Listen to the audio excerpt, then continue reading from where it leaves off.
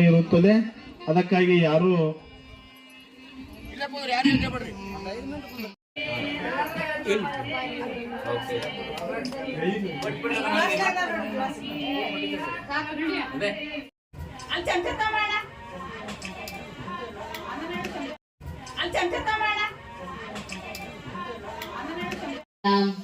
ನಿಧಯೇನ ಸರ್ವ ವಿದ್ಯಾನ ದಕ್ಷಿಣಾಮೂರ್ತಯೇ ನಮಃ ಪ್ರಣಾಮಗಳನ್ನು ಸಮರ್ಪಿಸಿ ಇವತ್ತು ಮಾತೋಶ್ರೀ ಅಕ್ಕ ಮಹಾದೇವಿ ತಾಯಿ ಕಾಸ್ಕತೆಪ್ಪರ ಕರಕಮಲ ಸಂಜಾತರಾಗಿರುವ 40,000 ಮಠದ ಜಗದ್ಗುರು ಅಪ್ಪಂಗಳವರ ಪವಿತ್ರ ಶ್ರೀಚರಣಕ್ಕೂ ಭಕ್ತಿಪೂರ್ವಕವಾಗಿ ಹಡೆಮಣಿದು ವೇದಿಕೆ ಮೇಲೆ ಉಪಸ್ಥಿತರು ಎಲ್ಲ ಪರಮ ಪೂಜ್ಯರ ಶ್ರೀಚರಣಕ್ಕೂ ವಂದಿಸಿ ಮಾತೋಶ್ರೀ ಅವರನ್ನು ವಂದಿಸಿ ಸಮಸ್ತ ಗೊರಬಾಳದ ಸದ್ಭಕ್ತರಿಗೂ ಸುತ್ತಮುತ್ತಲಿನ ಆಗಮಿಸಿದ ಸದ್ಭಕ್ತರಿನ ಅನಂತ ಶರಣಾರ್ಥಿಗಳು.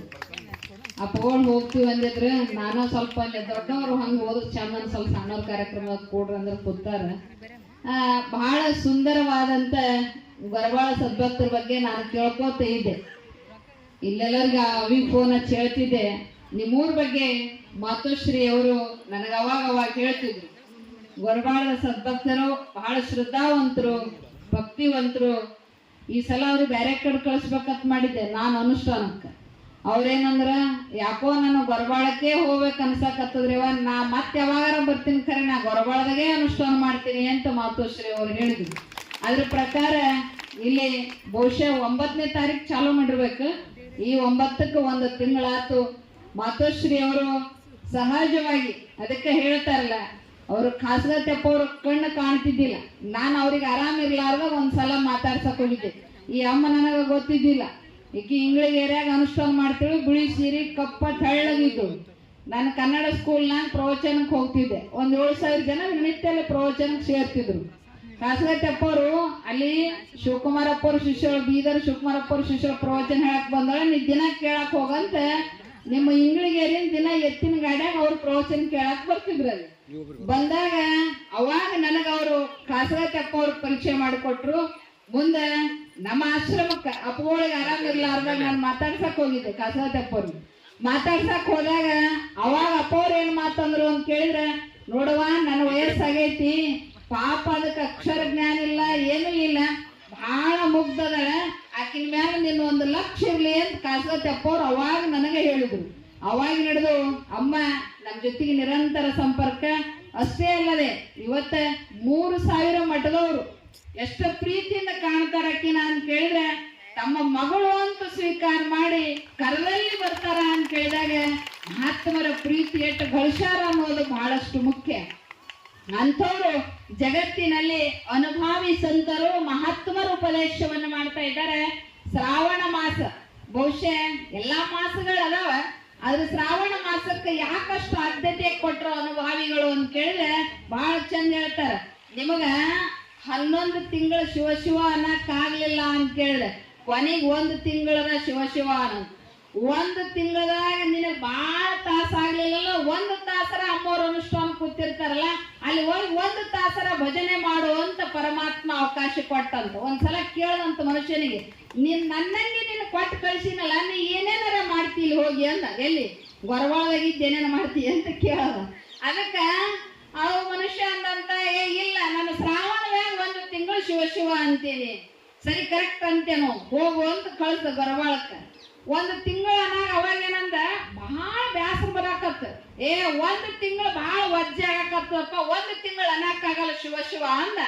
ಅವಾಗ ದೇವ್ರಂದ, ಇನ್ನ 1 ತಿಂಗಳದಾಗ ನಿನಗೆ ಅನ್ನಕ್ಕಾಗಿಲ್ಲ, ಕೊನೆಗೆ ಮುಂದುವರ ನವರಾತ್ರಿ ನೋಡ್ರಿ 9 ದಿವಸ ನೀ ಶಿವ ಅಂತೀನೋ ಅಂದ. 9 ದಿವಸ ಅಂತೀನಿ ಅಂತ ಪರ್ಮಿಷನ್ ತಗೊಂಡು ಬಂದ. ಅವಾಗ ಪರಮಾತ್ಮ ಅಂದ, ಅವನು ಹೋಗನು. 9 ದಿವಸ ಆಯ್ತು. ಆದ್ಮೇಲೆ ಒಂದೆ 9 ದಿನ ಬಾಳ ವಜ್ಜಿ ಹೊಂಟದಪ್ಪ, ನನಗ ಆಗಂಗಿಲ್ಲ, 9 ದಿವಸ ಇಲ್ಲ, ಇದ್ರಾಗ ಸ್ವಲ್ಪ ಶಾರ್ಟ್ ಕಟ್ ಹೇಳು ಅಂದ.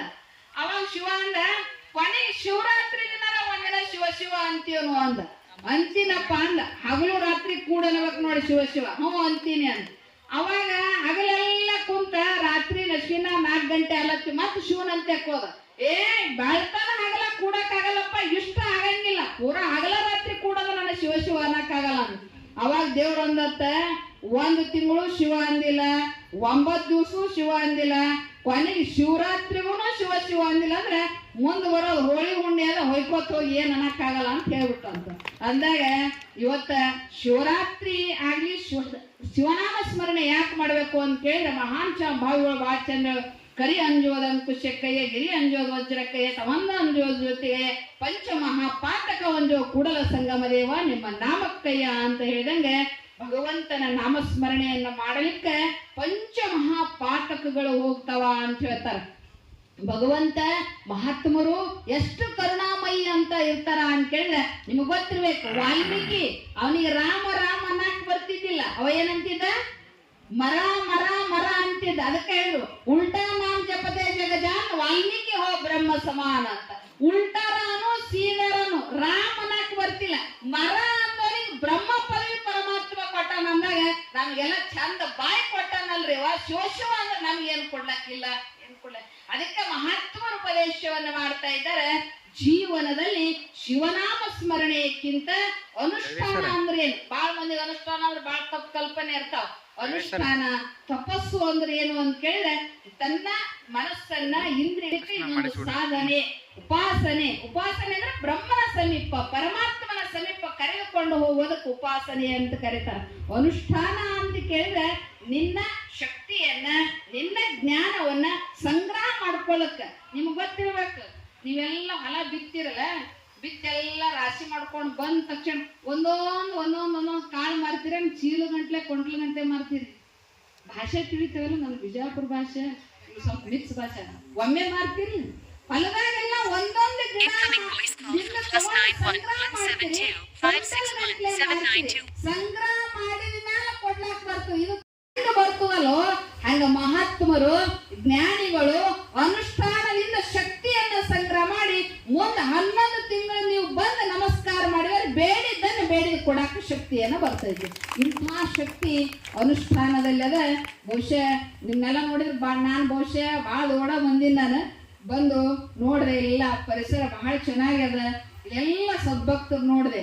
ಅದಕ್ಕೆ ಹೇಳ್ತಾರಲ್ಲ ಕೂಡಲ ಸಂಗನ ಶರಣರು ಯಾರೇ ಒಬ್ಬರೇ ಇರ್ಲಿ ಬಹಳ ಚಂದ, ಲಕ್ಷಕ್ಕೊಬ್ಬ ಭಕ್ತ ಕೋಟಿಗೊಬ್ಬ ಶರಣ ಅಂತ ಹೇಳ್ತಾ ಇದಾರೆ. ಸ್ವಲ್ಪೇ ಮಂದಿ ಇರ್ಲಿ ಬಹಳ ಮಂದಿ ಇರ್ಲಿ ಮುಖ್ಯ ಅಲ್ಲ. ಇವತ್ತ ಕಲ್ಯಾಣ ಯಾರೊಬ್ಬರದಿಂದ ಬದಲಾವಣೆ ಆಯ್ತು ಅಂತ ಕೇಳಿದ್ರೆ ಅಪ್ಪ ಬಸವಣ್ಣನ ಒಬ್ಬನಿಂದ ಕಲ್ಯಾಣವನ್ನು ಪರಿಪೂರ್ಣ ಬದಲಾವಣೆ ಮಾಡ್ಲಿಕ್ಕೆ ಸಾಧ್ಯ ಆಯ್ತು. ಅದಕ್ಕೆ ನಮ್ಮ ಜೀವನದಲ್ಲಿ ಒಂದಿಷ್ಟು ಮನುಷ್ಯ ಜನ್ಮ ಬಹಳ ಮಹತ್ವದ. ಇದು ಏನೋ ಪುಣ್ಯ ಮಾಡಿ ಬಂದದ. ಆ ಪುಣ್ಯ ಸಂಗ್ರಹದಿಂದ ಮನುಷ್ಯ ಜನ್ಮ ಪಡ್ಕೊಂಡು ಜನ್ಮ ಇರುವುದರೊಳಗೆ ಯಾವ ಜನನ ಮರಣವನ್ನು ಗೆರೆಯುವಂತ ಸಾಧನೆ ನಾವು ಮಾಡಬೇಕು. ಭಗವತ್ ಮುಖ ಕಡೆ ನಾವು ಮಾಡಿದ್ದೇವಂದ್ರೆ ನಮ್ಮ ಬದುಕು ಹಸನಾಗ್ತದ ಅಂತ ಹೇಳ್ತಾರೆ. ನಿಮ್ಮ ಮುಖ ನೋಡಿದಾಗ ಬಹಳ ಖುಷಿ ಅನಿಸ್ತದ. ಈಗ ಸಮಯ ಇಲ್ಲ ಹೇಳಲಿಕ್ಕೆ, ಮತ್ತೆ ಯಾವಾಗಾರ ಸಮಯ ಸಿಕ್ಕಾಗ ನಿಮ್ಮ ಊರಲ್ಲಿ ಒಂದು ಸತ್ಸಂಗ ನಡೆಸೋಣ. ನಮಗ ಮೊದಲಿನ ಇಲ್ಕಲ್ಲಪ್ಪ ಅವರು ಬಹಳ ಪ್ರೀತಿ. ನನಗೆ ಈಗಿನವರು ಸಂಪರ್ಕದಾಗದ್ರ, ಮೊದಲಿನವರು ನಮ್ಮ ಬಸವ ಕಲ್ಯಾಣ ಶಿವಾನುಭವ ಮಂಟಪಕ್ಕೆ ಬಂದಾಗ ಎಲ್ಲರೂ ಕೂತರು ನಾ ದೂರ ಕೊಡ್ತಿದ್, ಕರಿ ಹಾಕಿಗಿಲ್ಲ ಅಂತ ನಾನು ಪ್ರವಚನ ಹೇಳಕ್ ಟೈಮ್ ಕೊಡೋರು ಬಹಳ. ಈ ಗ್ರಾಮವು ಸಹಿತ ಇಲ್ಲೆಲ್ಲ ಮಹಂತ ಶಿವಯೋಗಿಗಳು ಅಡ್ಡಾಡಿದಂಥ ಭೂಮಿ, ಮಹಾನ್ ಸ್ವಂತ ಶರಣರನ್ನ ಅಡ್ಡಾಡಿದಂಥ ಭೂಮಿ, ಬಹಳ ತಪೋಭೂಮಿ ಅದ. ಈ ತಪೋಭೂಮಿಯಲ್ಲಿ ನೀವೆಲ್ಲರೂ ಈ ತಾಯಿಯವರು 1 ತಿಂಗಳ ಪರ್ಯಂತರ ತಮ್ಮ ಅನುಷ್ಠಾನವನ್ನು ಮುಗಿಸಿದಾರೆ. ಗ್ರಾಮದ ಹಿರಿಯರು ಆಕಿ ಮಾತಾಡಕ್ಕೆ ಪಾಪ ಬರಂಗಿಲ್ಲ, ಆಶೀರ್ವಾದ ಮಾಡೋದು ಹೇಳೋದು ಒಂದೇ ಕೆಲಸ ಅದ. ಇಲ್ಲಿ ಅವ್ರ ಪರವಾಗಿ ನಾವೇ ಹೇಳಾಕತ್ತು. ನೀವು ಯಾವ ರೀತಿಯಾಗಿ ತನುವಿನಿಂದ ಮನದಿಂದ ಧನದಿಂದ ಇಲ್ಲಿ ಸೇವೆಯನ್ನ ಮಾಡಿದ್ರಲ್ಲ, ನಿಮ್ಮೆಲ್ಲರಿಗೂ ಸದ್ಗುರು ಖಾಸ್ಕತೇಶ್ವರ ಮಾತೋಶ್ರೀಯವರ ಆಶೀರ್ವಾದ ಸದಾವ ಕಾಲ ಇರ್ತದೆ.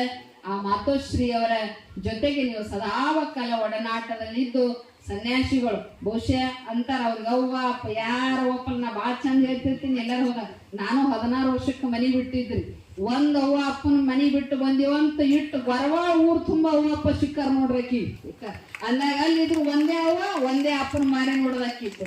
ಇವತ್ತು ಮನಿ ಬಿಟ್ಟಾರ ಅಂತ ತಿಳ್ಕೊಂಡು ಇಷ್ಟು ಮಂದಿ ಅವ್ವ ಅಪ್ಪ ಅದಾರ.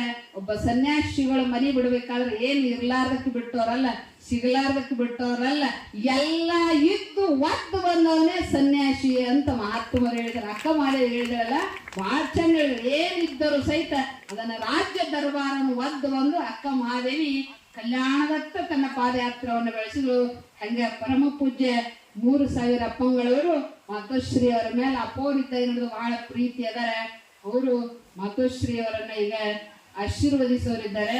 ಅವರ ಆಶೀರ್ವಾದವನ್ನು ಪಡೆದ ನಂತರ ಪೂಜ್ಯ ಅಪ್ಪಗಳವರ ಆಶೀರ್ವಚನವನ್ನು ನಾವೆಲ್ಲರೂ ಕೇಳೋಣ ಅಂತ ಹೇಳಿ 4 ಮಾತು ಸದ್ಗುರು ಪಾದ